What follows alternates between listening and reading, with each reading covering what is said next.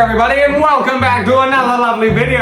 Now, I know you're reading the title and you're like, well, this guy is insane. He clearly doesn't know what he's talking about. There have been plenty of other better, more thorough researching YouTubers who have done videos about this. They've proven that I am wrong, but I'm gonna prove that I'm right. Because I'll be honest, honey is something that is very near and dear to me. I am not letting it be defamed without a proper defense.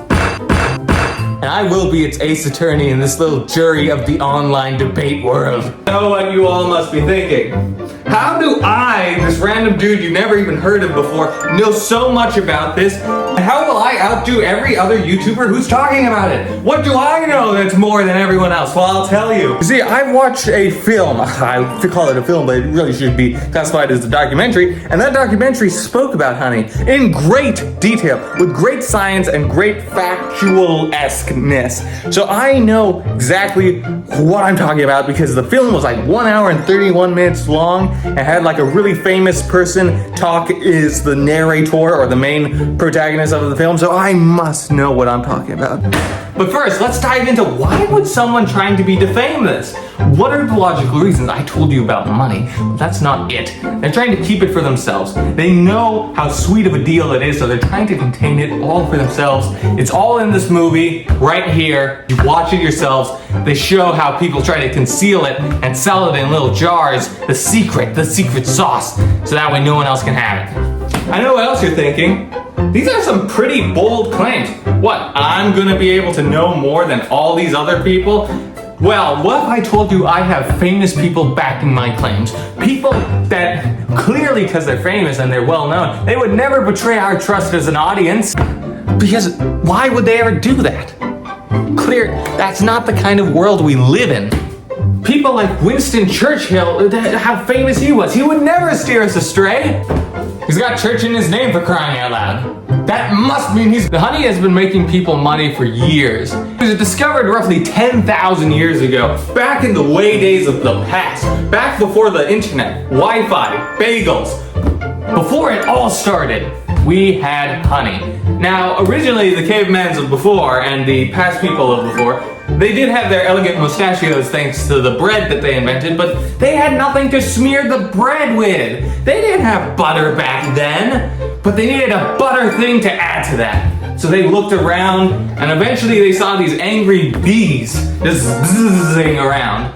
And they got sick of them, and they told their maybe not so good friend, Jafon, to go hit it with a stick, because maybe they disliked him a lot.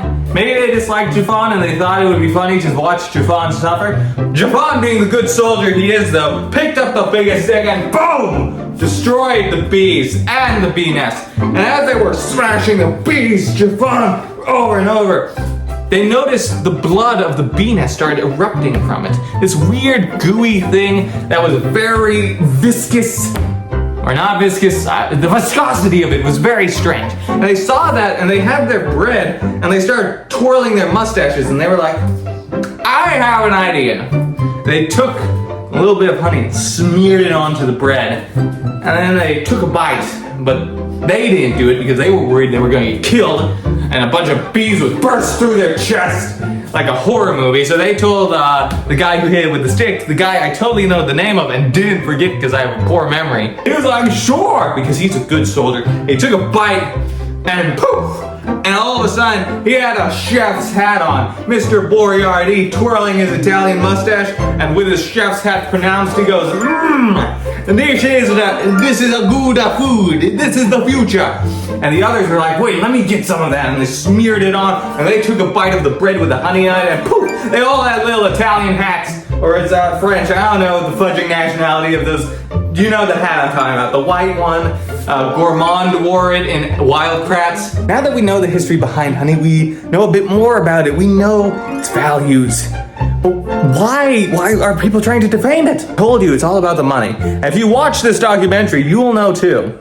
Personally speaking, it was very well put together. I think they had Jerry Seinfeld. But thus far, all I've said is words. I haven't given you any Oh God, that was an acid ball. I haven't given you any visible proof, anything, and that's where this little mug that has been being traumatized by the earthquakes I've been putting it through. This mug contains water. And what is water? Water is something to heat up.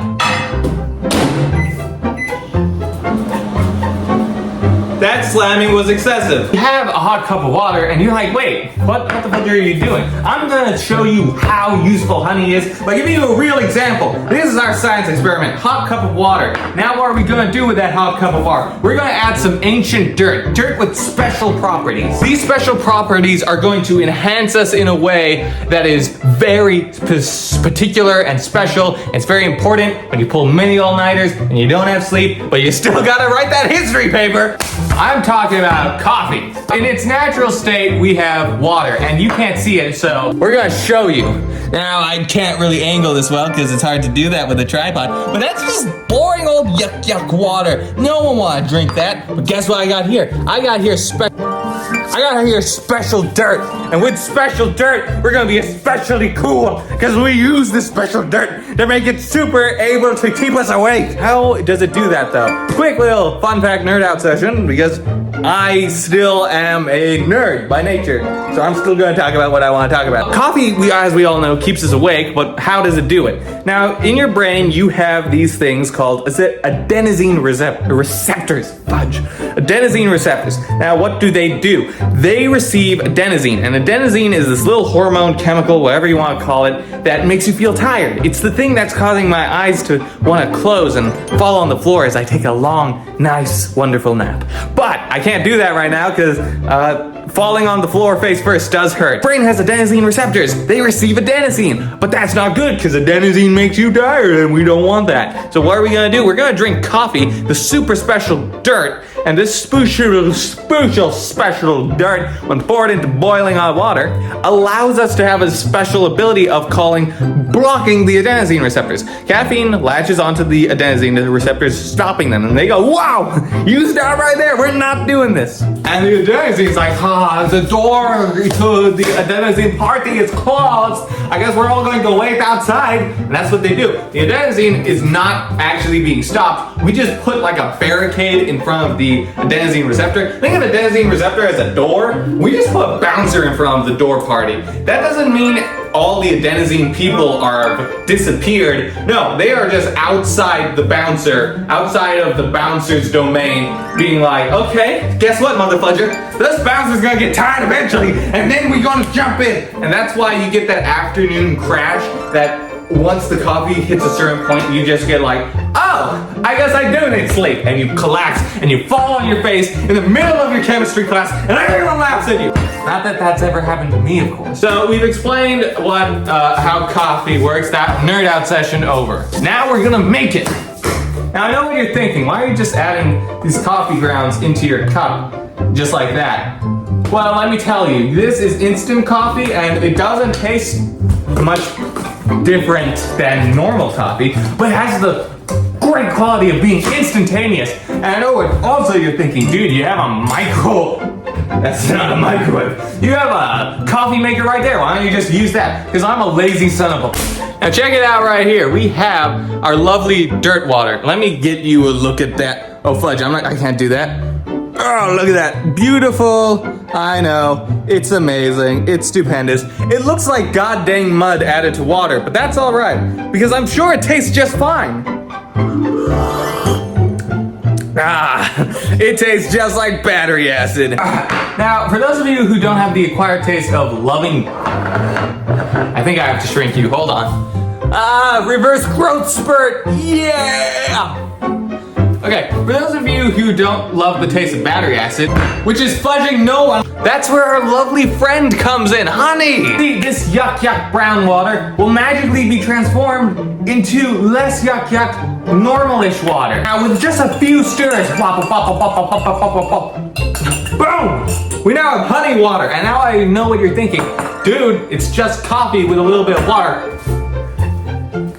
No, it's not. It has honey in it now. It's a completely different thing. I'm sorry about your ears. I didn't mean to be so loud, but you know, we all get passionate about different things. The brown water, the brown mud water is no longer brown mud water. It's brown mud water with natural sweeteners, which have been used by centuries and centuries of different human beings in medical purposes like... I actually don't know what it was used for. But I do know it's suspected by many historians that Winston Churchill actually used honey to help heal some of his injuries. Take that! History class of college, you are useful! I'm fairly certain my history professor would strangle me if he knew that the fun facts about history he taught me are now being put to this monstrosity. Also, fun fact, Abraham Lincoln only grew a beard because an 11-year-old girl told him, I think you'd look better with a beard. He tried it and he looked at his wife and he went, hey, what do you think, honey? Honey, pun intended. And she was like, yeah, you do look better with a beard. Hide your ugly face. And that now I have proven via physical evidence that honey is awesome and you all can eat it. Because it's really good for your health. Wait, what? What? Oh, they meant honey, the web browser. Oh yeah, that's a scam. Hello there, everyone. Really quick at the end, I just wanted to say, if you enjoyed the video, be sure to like, subscribe, and maybe let me know if I should do more, or if you have ideas on what I should do, please let me know. If it costs anything more than 25 quarters of a nickel, I won't do it. But other than that, have a good day, have a happy new year, and if it's already New Year by the time I upload it, I guess, Happy New Year! See you next time!